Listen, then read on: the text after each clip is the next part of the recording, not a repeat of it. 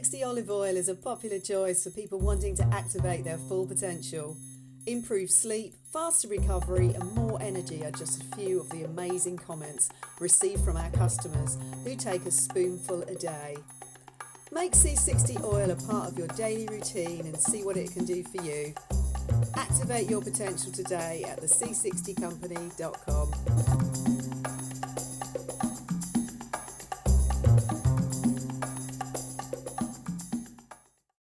Now, Elon Musk. Elon Musk is an extraordinary bloke. He says on one hand that artificial intelligence could be the end of humanity, and then starts using his companies, indeed setting up new ones, to make artificial intelligence become the end of humanity. He started this company called Neuralink to connect the human brain to computers. And he has this SpaceX operation, which is launching rockets, taking up satellites to beam Wi-Fi and 5G at the planet, which is absolutely essential, 5G or higher, for this smart grid AI control system, global control system, to work, to be activated, to be possible. So he's either a very bewildered gentleman or he's having you on. And the more that I observe the guy, the latter would appear to be the case. Because you see, there's so many of these people, these famous Silicon Valley people, Musk and Zuckerberg and Bezos, Gates, who appear to be the big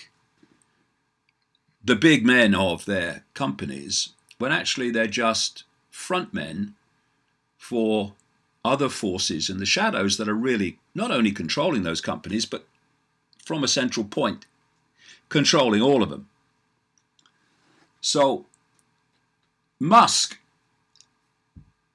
keeps making decisions. Of course, he's into this whole area of electric cars, which are designed to become and are becoming faster and faster driverless cars, which is all part of the smart grid. So Musk is, when I observe him, he looks to me like a little boy in short trousers, basically. And whenever his companies get into big financial trouble, the money suddenly appears to sort it all out. And that is a big red flag and red flashing lights whenever that happens. Anyway, this is the story. SpaceX, this Musk company, launched its Falcon 9 rocket from Cape Canaveral Air Force Station to deliver 60 Starlink satellites into orbit Monday morning. This was the fourth mission to be completed by the rocket and the first time it has had a reused nose cone attached from or to the front tip. The satellites successfully deployed from Falcon 9 about an hour after leaving the ground at an altitude of 174 miles above the Earth. SpaceX shared the mission in a live video, which viewers from around the world were able to tune in and watch. The firm, founded in 2002, is on a mission to develop a low-latency broadband internet system to meet the needs of consumers across the globe, and its aims to give US consumers internet access in 2020. Quote, enabled by a constellation of low Earth orbit satellites, Starlink will provide fast, reliable internet to populations with little or no connectivity, including those in rural communities and places where existing services are too expensive or unreliable. Falcon took off from the launch pad at 9:56 a.m. Eastern Standard Time and released the payload into orbit and made a successful landing on the drone ship dubbed Of Course I Still Love You. Oh, work that one out. Anyway, yeah, of course I still love you. I love you so much that I'm going to tell you that this is about connectivity for people in rural areas, when, as I've been pointing out now for so many years in the books and the talks, this is about making sure that not a single inch of planet Earth is not covered by Wi-Fi, 5G eventually, and thus able to be controlled by the smart grid, which has the ambition of connecting the grid, the cloud, to the human brain and artificial intelligence, which his company is involved with, connecting the brain to computers.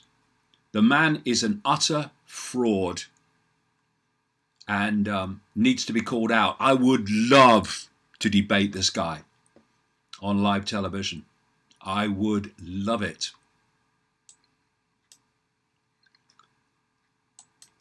And another story related, very related, from the last few days: Wi-Fi, 5G and EMF, electromagnetic field pollution, can cause psychiatric effects in humans, plus spontaneous abortions, infertility and cellular DNA damage. Something else I've been banging on about for such a long time. Because the human body is in its base form waveform information, think Wi-Fi, a radiation field, an electromagnetic field, a waveform field. Other waveform radiation fields impact upon that field. And from that field comes not just physical health, but psychological health. If the human field is in balance and the communication systems of the body are in balance, then we are in a state of physical, quote physical, and psychological balance. The opposite, of course, is the case when our body fields and systems, communication systems, are in imbalance, which is what happens when we are bombarded by technologically generated radiation. And we should not for a second underestimate. I mean, I see, quite right, people saying this is going to have a terrible effect on human health. Absolutely, for reasons I've just described. But let's not forget for a second its impact on psychological health. How does the brain process information? Electrically, electromagnetically. Anything that impacts upon that communication impacts upon people's perceptual and psychological state.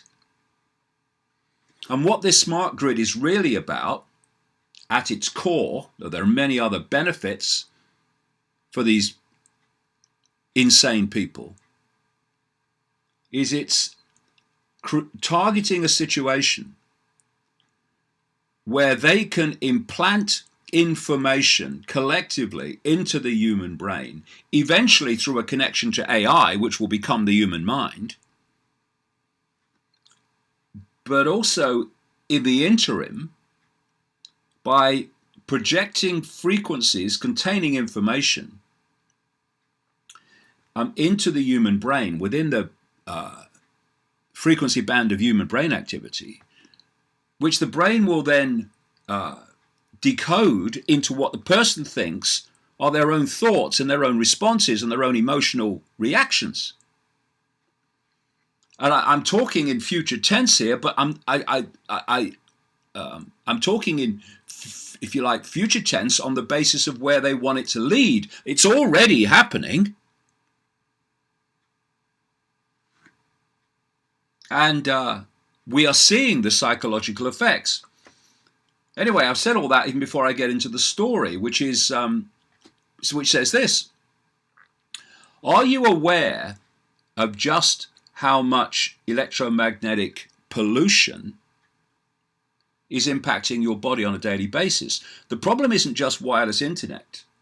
It's also fifth generation mobile telecommunications technology, also known as 5G, as well as every other source of electromagnetic frequencies that exist all around us. And it's an absolute tidal wave compared with what it used to be, even when I was a kid, before all this started.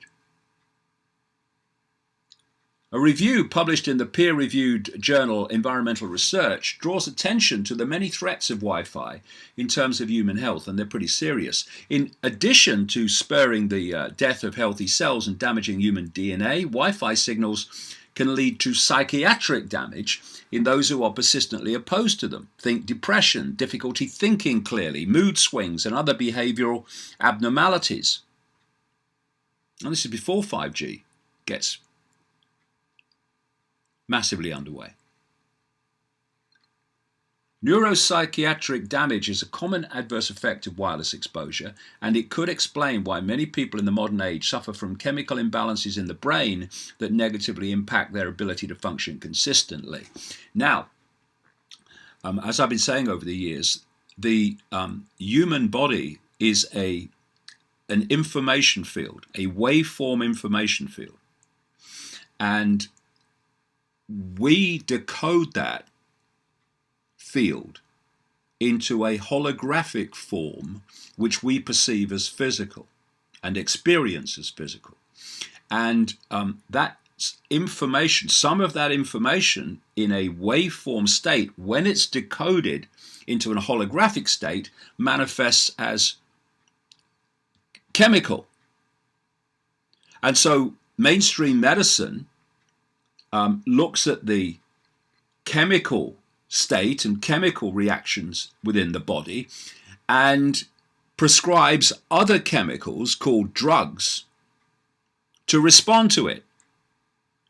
What they don't realize, because most of them are never told, and at the core they're not telling anyway, who do know, is that this chemical imbalance is a decoded expression of waveform frequency imbalance.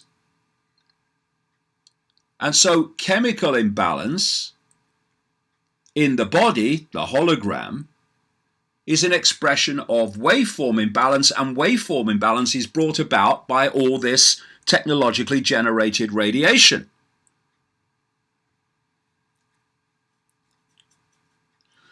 One of the studies this article says included in this review suggests that Wi-Fi exposure during pregnancy could cause impaired neurodevelopment in unborn babies. Well, of course it will, because it's impacting upon the baby's waveform field even as it forms.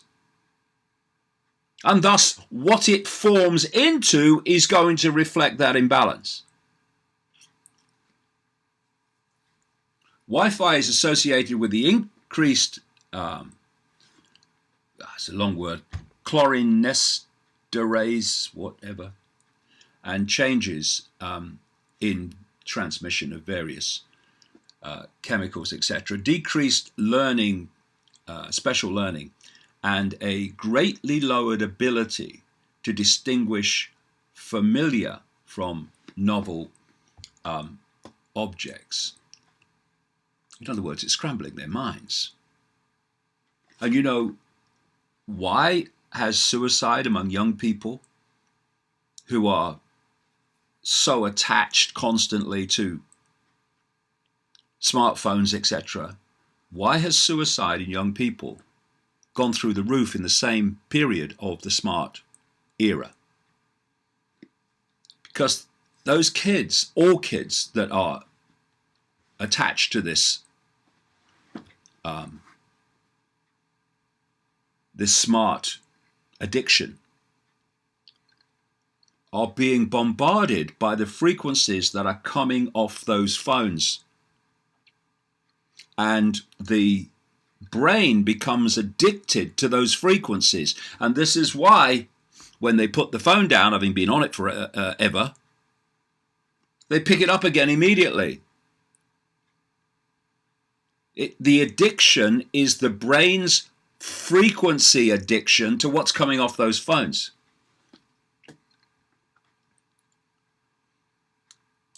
Now, here's a good story in relation to that, which kind of just confirms the effect I'm talking about.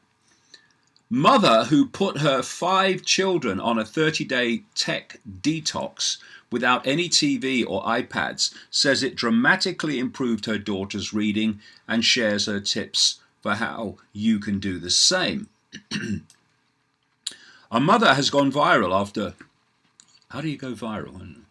A mother has gone viral after revealing the benefits of putting her children on a tech ban. Blogger Molly DeFrank from California is a mother and foster mother to 5 children under 10 and took to Facebook last week to reveal how she removed all screen time from her children's lives in a post which quickly went viral. Taking a picture of all her children snuggled up in bed with their faces buried in books, it was a far cry from the modern phenomenon of children with their faces glued to a phone, iPad, TV or computer screen. Sharing the post online, Molly wrote, "We did not stage this photo. Months ago, we removed screen time for my kids. Why? Because my precious babies were acting like demogorgons. And Mama won't play," she said. And the post resonated with a lot of parents, quickly racking up 8,000 shares, comments, and likes, revealing that her daughter had progressed 5 reading levels since the ban. Molly explained, "We'd only allowed an hour a day, but still the screens apparently muted their creativity, causing grumpiness, fighting, and whining. I'm not into it. So we pulled the plug, literally. They protested for a hot minute, and then we all moved on. I could not believe how easy it was. Seriously, it was like I had my kids back."